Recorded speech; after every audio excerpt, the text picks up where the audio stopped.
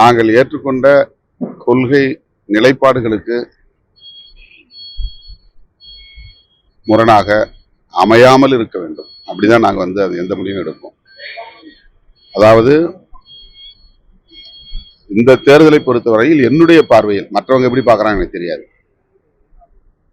திமுக அதிமுக தலைமையிலான இரண்டு அணிகளுக்கு இடையிலான ஒரு போராட்டமாகத்தான் இது அமையும், மோதலாகத்தான் அமையும். அதிமுகவோடு பாஜக இருப்பதனால்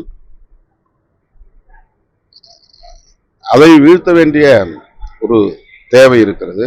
அதனால் அது அதிமுக தலைமையிலான அணி என்பதை விட பிஜேபி தலைமையிலான அணி என்கிற ஒரு தோற்றம் உருவாகி இருக்கிறது.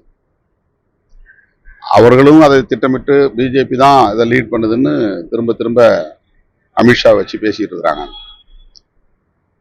என்னை போன்றவருடைய பார்வையிலும் கூட அதிமுக ரொம்ப சைலண்டா இருக்கு, பிஜேபி ரொம்ப ஆக்டிவா இருக்குது. அப்போ பிஜேபி தான் அந்த அணியை லீட் பண்ணுது அப்படிங்கிற ஒரு பார்வை இருக்கு. எனவே பிஜேபி இங்கே நிலை கொள்வதை நாம் எப்படி அனுமதிக்க முடியும்? தமிழ்நாட்டில் சமூக நீதிக்கான குரல் கடந்த அரை நூற்றாண்டுகளுக்கு மேலாக வலுவாக ஒலித்துக் கொண்டிருக்கிறது. அதிமுக என்கிற ஒரு திராவிட இயக்கத்தில் வளர்ந்தவர் தான் நயினார் நாகேந்திரன் அவர்கள். எம்ஜிஆர், ஜெயலலிதா ஆகிய தலைவர்கள் தலைமை தாங்கிய திராவிட இயக்கம், பெரியார் இயக்கம், அதிமுக. அந்த இயக்கத்திலே வளர்ந்தவர் இன்றைக்கு பாஜக தலைவராகி இருக்கிறார். அப்படி தெரிந்துதான் அவரை தலைவர் ஆக்கியிருக்கிறார்கள் பிஜேபிக்காரர்கள். அதிமுகவை விழுங்குவதுதான் பாஜகவின் உடனடி திட்டம். இதை அதிமுக காரர்கள் எப்போது புரிந்து கொள்ள போகிறார்கள்? நாங்க 2 சீட்டா குறையிறோம், 1 சீட்டா குறையிறோம், அது பிரச்சனை இல்லை. ஏன்னா நாங்க ஆண்ட கட்சி இல்லை. ஆண்ட கட்சி இன்றைக்கு 65 எம்எல்ஏக்களை கொண்டிருக்கிற கட்சி. அது தேய்மானம் அடைவதற்கு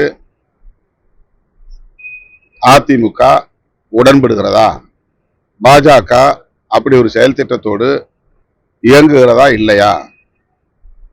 முருக பக்தர்கள் மாநாட்டில் பெரியார், அண்ணா என்கிற இருவரும் தலைவர்களை கொச்சைப்படுத்தி வீடியோ வெளியிட்டிருக்கிறார்கள். அதை எங்களுக்கு உடன்பாடு இல்லை என்று சொல்லுவது உடன்பாடான கருத்தாக தெரியவில்லை. அப்படிப்பட்டவர்களோடு எப்படி இவர்கள் பயணிக்க முடியும்? எப்படி பயணிக்க துணிகிறார்கள்? பெரியாரையும் அண்ணாவையும் கொச்சைப்படுத்தக்கூடிய பாஜக, சங் பரிவார் அமைப்புகளோடு அதிமுக பயணிப்பது என்பது தற்கொலைக்கு சமமானது.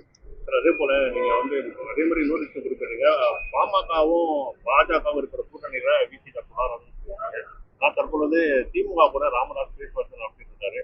திமுக பாமக கூட்டணி உறுதியானா திருமாவளவன் அந்த கட்சியில? இது ஒரு யூகமான கேள்வி. இதுக்கு நான் 100 முறைக்கு மேல பதில் சொல்லிவிட்டேன். திரும்ப திரும்ப ஒரே பதிலை சொல்லுவதில் எனக்கு ஒரு சலிப்பு தட்டுகிறது. அதெல்லாம் அப்போது நடக்கும் போது கேளுங்கள் சொல்லுகிறேன். அதுதான் அது ஏன் இந்த யூகமான கேள்வி? நடந்தால் அப்படிங்கிற கேள்வி எதுக்கு? அது வரட்டும், வந்தா கடந்த தேர்தல், அதுக்கு முன்னாடி தேர்தல் எல்லாம்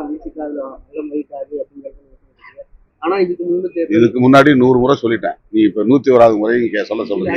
இதுக்கு முன்னாடி விசிகாதுல அங்கம் இல்லையா? இப்ப அண்மை காலங்களா இருக்க மாட்டோம். இல்ல, இடையில எவ்வளவு மாற்றங்கள் ஏற்பட்டிருக்கு. பாட்டாளி மக்கள் கட்சி, விடுதலை சிறுத்தைகள் 2011 பொது தேர்தலில் திமுக கூட்டணியில் நாங்கள் இருந்திருக்கிறோம். அதுக்கு பிறகு பாமக எடுத்த சோசியல் என்ஜினியரிங் அப்படிங்கிற ஒரு ஸ்ட்ராட்டஜி தான் பல